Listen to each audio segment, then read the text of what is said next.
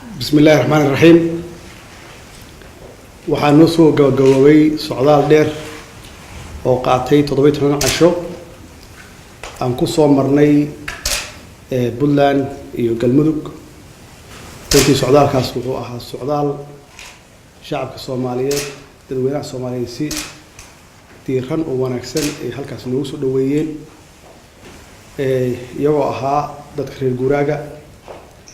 ardada ganacsatada qaybaha kala duwan ee bulshada dhalinyarada dumarka Soomaaliyeed salaadiinta culimada siyaasiyiinta mas'uuliyiinta ay ugu sareeyaan madaxweynayaasha dowlad goboleedyada Puntland iyo Galmudug runtii aad iyo aad ayaan uga mahadcelinayaa sida wanaagsan oo walaaltinimada leh ee diiran ee halkaas noogu soo dhaweeyeen oo saacadaha badan ay u taagnaayeen qorraxda si ay u arkaan madaxdooda iyo dowladooda u arkaan taas waxaa noo soo baxday runtii dadka Soomaaliyeed inay yihiin dad dowlad jecel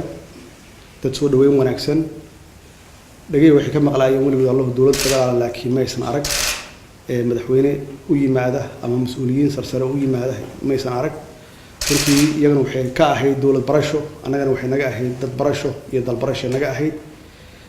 runtii si wanaagsan oo aad wanaagsan noo soo dhaweeyeen aad iyo aadna waa uga mahadcelinaynaa ay ugu horeeyaan madaxweynayaasha Puntland Cabdiweli Maxamed Cali Gaas iyo madaxweyne Xaaf sida ay runtii ay wanaagsan aad iyo aad noogu soo dhaweeyeen safarkeenu wuxuu ahaa safar dib u heshiisiin kadibna dib u heshiisiin waxay ku socotaa nabadeentuna waxa weeye waa horumar weeye marka waxyaabaha soo aragnay waxaa ka mid ahaa Puntland qaybaheeda waqooyi waxa yaalay horumar oo stage-kii ama level-kii way dhaafeen dib u heshiisiinta iyo nabadeenta way dhaafeen waxaan halkaas kula kulmay mashaariic runtii baaxad weyn oo aan qayb ka noqonay fursad aan halkaasi fursad noo noqotay inaan la dhex dhigno mashaariicdaas aan ballan soo qaadnay inaan dowladdu federaalka ay qayb ka qaadato Puntland koonfur iyo Galmudug waqooyi meesha ay isaga yimaadaan halka magaalo oo gaalkacya yaan ka bilownay dib u heshiisiinta heshiisiintaasna maalmo iyo bilo koor iyo soo jiitay soo socotay halkaas oo aan heshiis ay ku gaareen dadka waalaha ah magaaladaas degan haddana nabadeyntii ay socoto oo aan uga soo tagnay meeshii taliyaha ciidanka xooga dalka Soomaaliyeed General Cabdiweli Gorod iyo team meesha jooga si ay u dhameystiraan dib u heshiisiinta kadibna waxaan nimid koonfurta Galmudug oo halkaas naftigeeda aan dib u heshiisiin weyn ka galnay Cadaado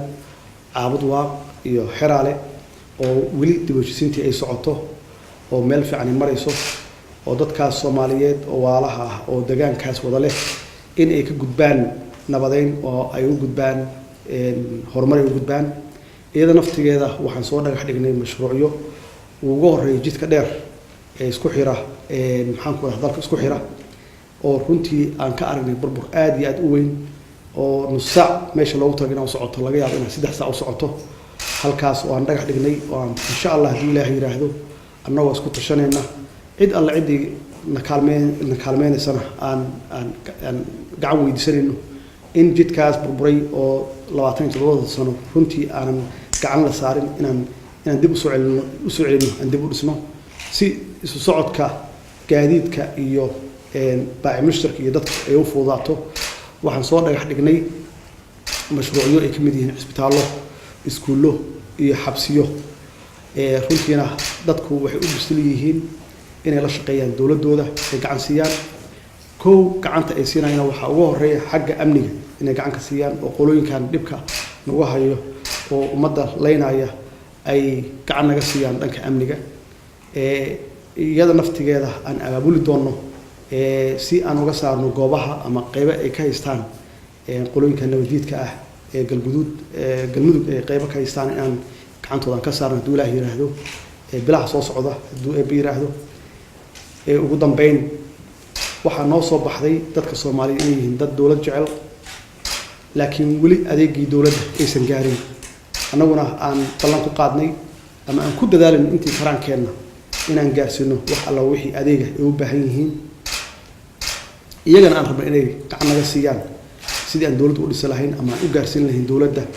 inay gacan naga siiyaan waxaan rabaa marka inaan baaq u jeediyo dadka ganacsatada Soomaaliyeed inay hawshaan qayb ka qaataan bacdama dawladdu ay curdun tahay in ay qayb ka qaataan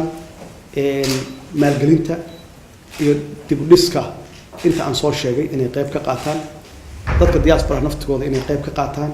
iyo guud ahaan dadka Soomaaliyeed meel kasta ay joogaan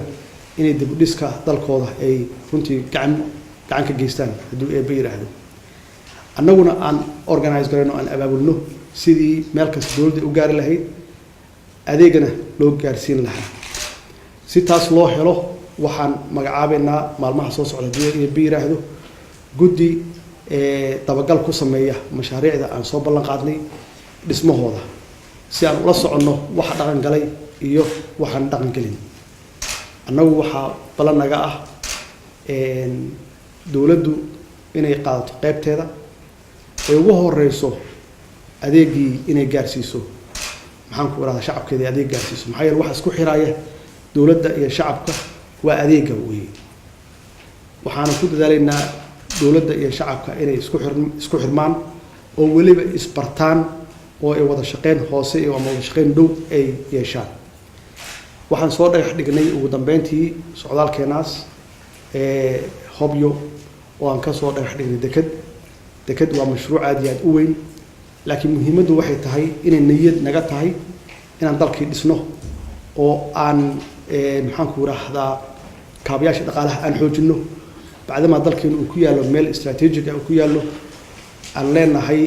maxaan ku raahdaa xeeb dheerna aan leenahay oo 3,300 gaaraysa